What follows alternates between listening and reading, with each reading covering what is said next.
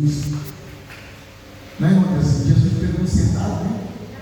Mas todo lado, sentou ali, pregou, né? Então dá certo. Em nome de Jesus.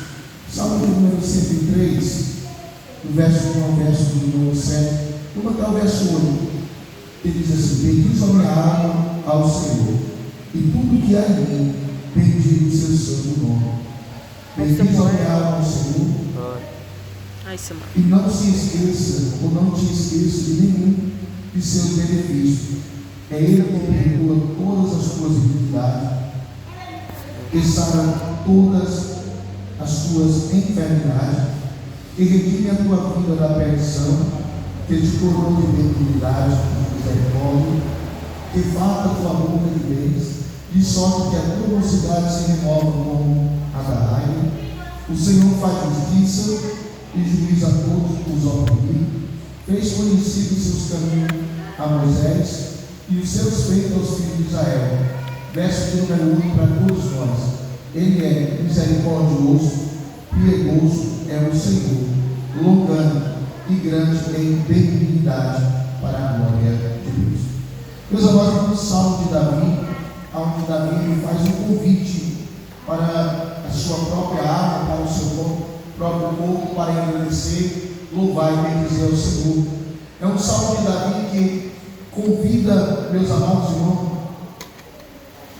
a Ele mesmo, a engrandecer e pedir a Deus pela sua misericórdia, e também engrandecer a graça de Deus, porque é pela graça do Senhor Jesus que hoje nós estamos aqui, é pela sua graça que nós podemos contemplar a sua bênção e a sua misericórdia para a glória de Deus. E no verso 1 ele diz assim: bendiz a minha alma ao Senhor, e tudo que há em mim, bendiga o seu santo nome. No verso 2 ele diz: bendiz a minha alma ao Senhor, não te esqueça de nenhum dos seus benefícios. Meus amados irmãos, nós sabemos que todos nós aqui passamos por adversidade, por luta, pelo dia mau, passamos por dias que só Jesus para nos ajudar. Eu não sei como você chegou aqui nesta noite, mas uma coisa nós podemos fazer como Davi fez: convidar a nossa alma a bendizer ao Senhor, convidar nós a cantar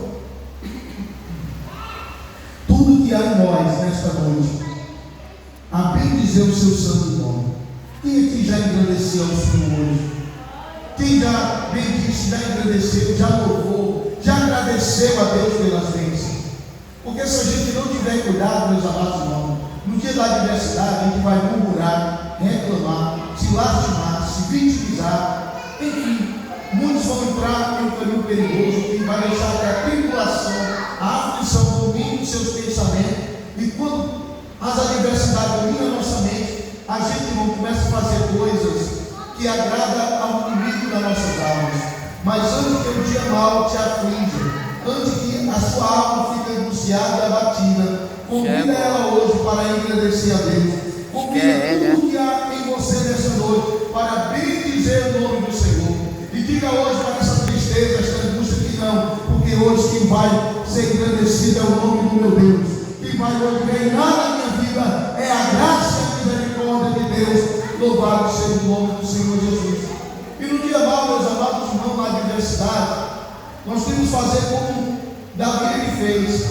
Ele disse: bendiz a minha alma ao Senhor, e não te esqueça de nenhum dos seus benefícios.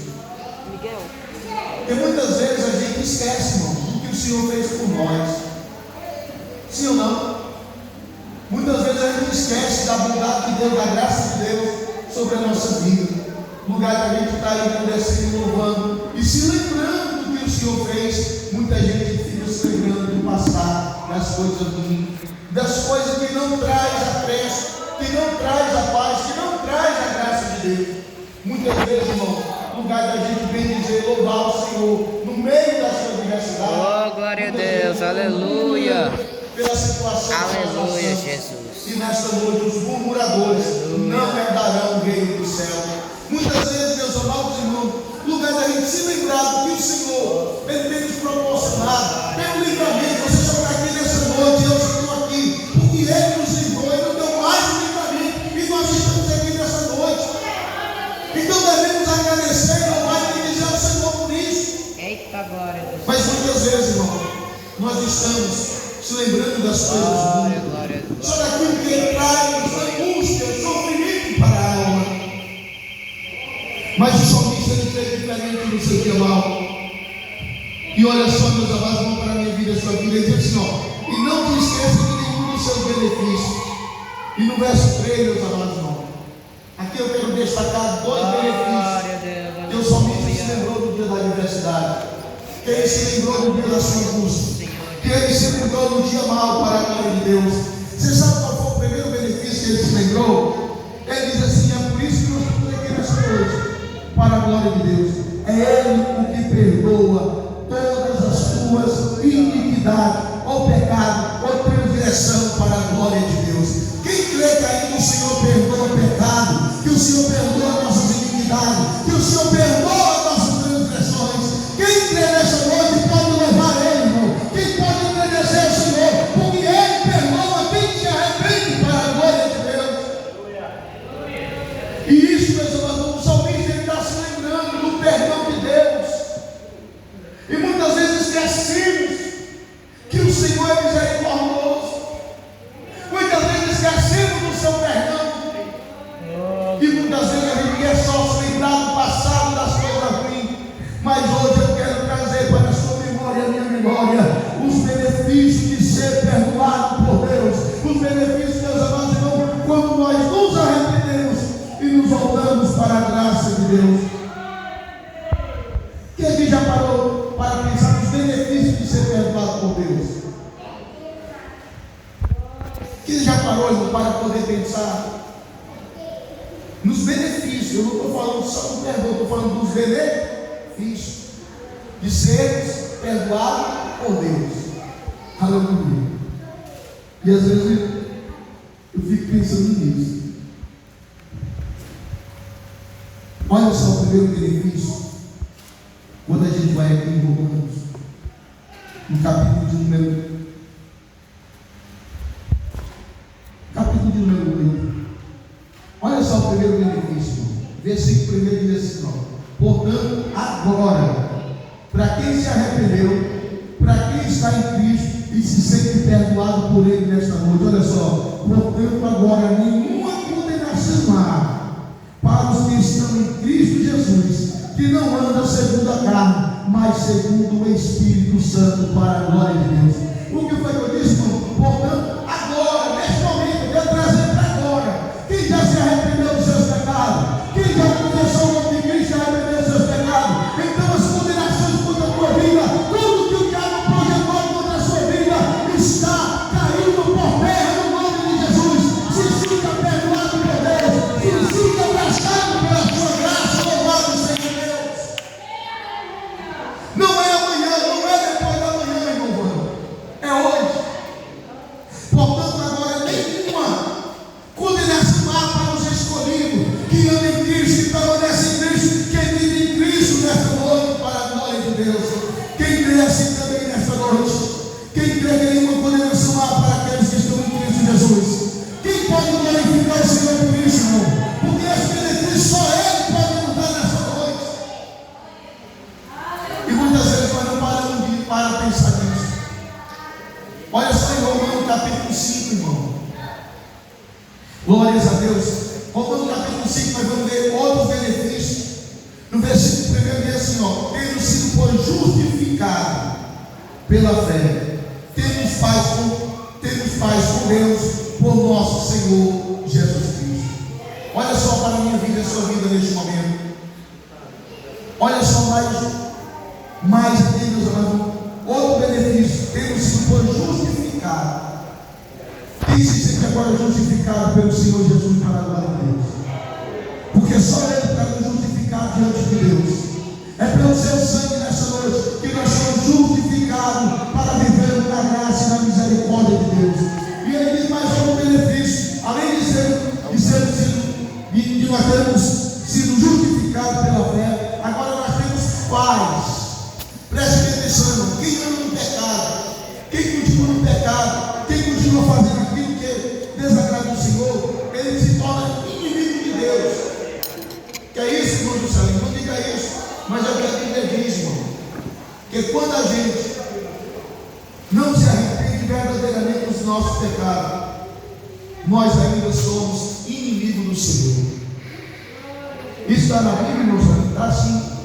Quando nós lemos em Romanos capítulo 8, versículo 7 e 8, diz assim, portanto, a inclinação da carne é inimizade contra Deus, pois não é sujeita à lei de Deus, nem verdade pode ser. Portanto, os que estão na carne não podem agradar a Deus. Olha só para a minha vida, sua vida. Quando a gente vive no pecado, a gente ainda é inimigo de Deus. Eu não sei se os irmãos já pararam para pensar nisso. Quando a gente vivia lá no pecado, em uma vida dissoluta de engano, a gente era inimigo de Deus. Mas pela sua misericórdia e sua bondade, para aquele que se arrepende, agora ele tem paz com Deus através do nosso Senhor Jesus Cristo. Irmãos, aqui são benefícios da salvação. Eu não sei se os irmãos entendem isso, compreendem isso, mas aqui são benefícios que a salvação em Cristo Jesus traz para quem confessou o nome de Cristo e se arrependeu dos seus pecados para a glória de Deus. Quem se sente nessa noite realmente perdoado pela graça de Deus? Pois então agora nenhuma condenação há, somos justificados por Ele, agora temos paz com Ele através do nosso Senhor Jesus. Em Romanos capítulo 5, não fala só por gratidão, os benefícios de ser salvo. Romanos capítulo 5, versículo 8 diz assim, mas Deus prova o seu amor para conosco, em que Cristo morreu por nós, sendo nós ainda pecadores.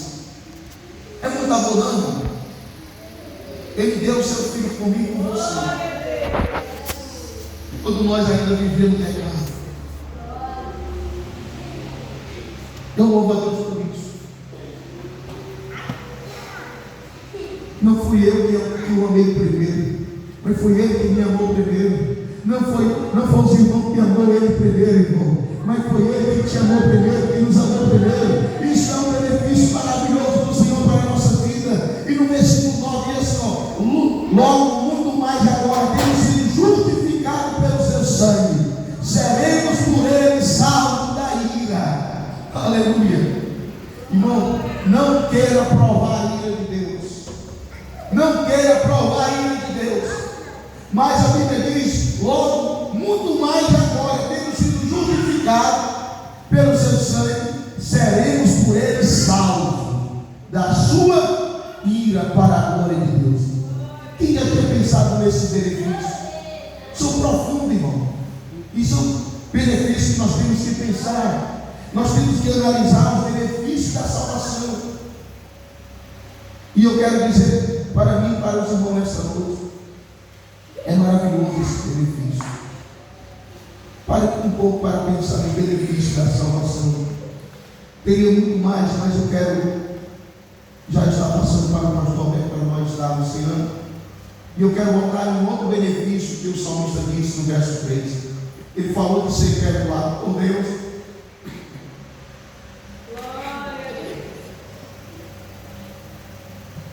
E falou também de ser curado das suas enfermidades.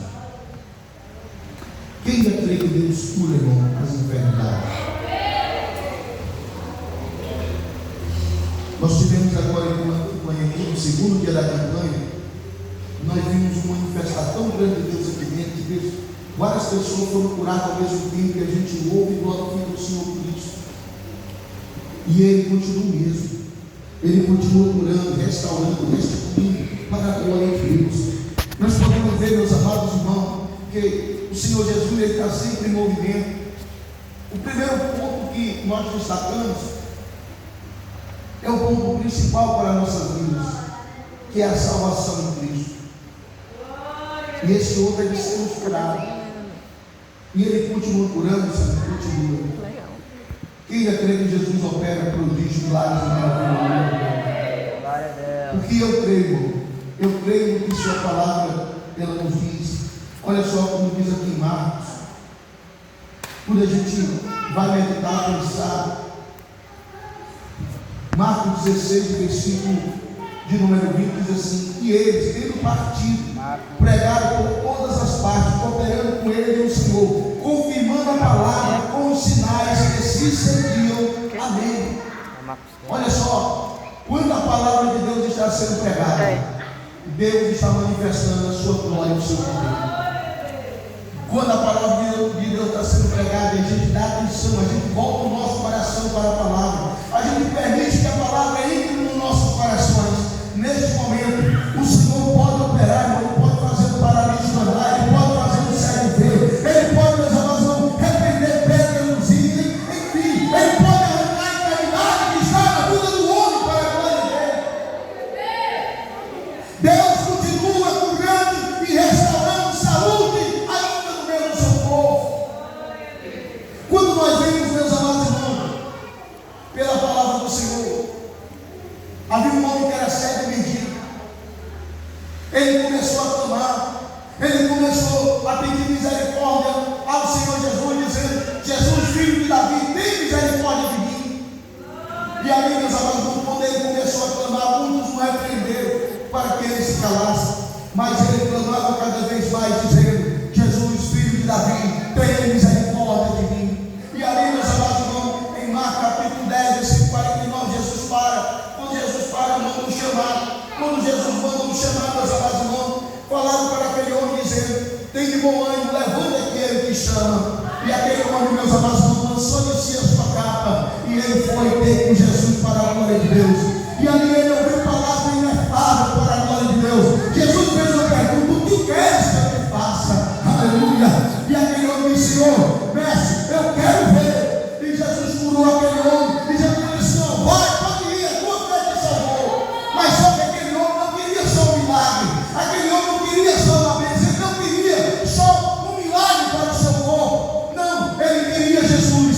Ele não foi, ele continuou seguindo a Jesus pelo caminho. Meu irmão, o milagre é maravilhoso, mas mais maravilhoso ainda é continuar no caminho com Jesus para a glória de Deus, porque ele pode curar qualquer um a qualquer momento, mas andar com ele é só que se arrepende, é só que se permite ser convertido por ele para a glória de Deus. Ele continua curando, mas muito melhor Deixa eu mexer sentado. é ser perdoado. Senta, ela saiu. Aleluia. Pode sentar. Deixa eu mexer sentado. Quem quer permanecer no caminho com Jesus?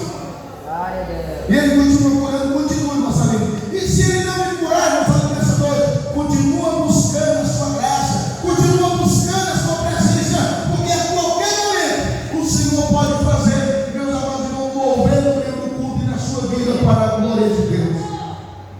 E aqui eu concluo que havia uma mulher que tinha um espírito de enfermidade há 18 anos e andava curvada, de modo nenhum poderia endireitar-se. Satanás não teve ela presa por 18 anos, mas só que teve um dia que ela estava ao irmão no culto. Diga, ela estava no culto. Você está no culto nesta noite? Quem está no culto nesta noite, irmão? Quem está no culto nesta noite para a glória de Deus? Se nós estivermos no culto, Jesus também estava no culto naquele dia com aquela mulher. E eu creio, meus amados irmãos, que o Espírito Santo está aqui no nosso meio nesta noite. Quem crê mais que o Espírito Santo está aqui nesta noite para a glória de Deus? Porque se nós cremos, tudo é possível que crê nesta noite para a glória de Deus.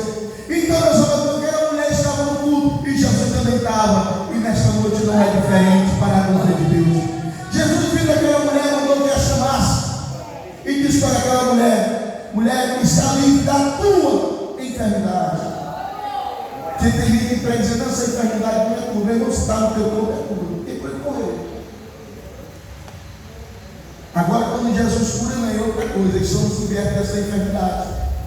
Quem já ouviu? Quem tem pregador que diz: essa enfermidade não é sua, não, se está em nós, é nosso, quem pode correr? Miguel. Foi Jesus que disse: mulher, está livre da tua enfermidade. Segredo para ter olha ali, Schmidt. Não adianta nós querermos negarmos a realidade. Se tivermos enfermo, Senhor, estou enfermo, está em mim essa enfermidade, mas eu continuo crendo que o Senhor continua curando para a glória de Deus. E aí, meus amados, quando Jesus disse: mulher, está livre da tua enfermidade. E ele ainda fez algo mais: pôs as mãos sobre ela. E logo ela se Não, dá com ergueu. todos. E qual é a enfermidade daquela mulher? O pecado. Posso?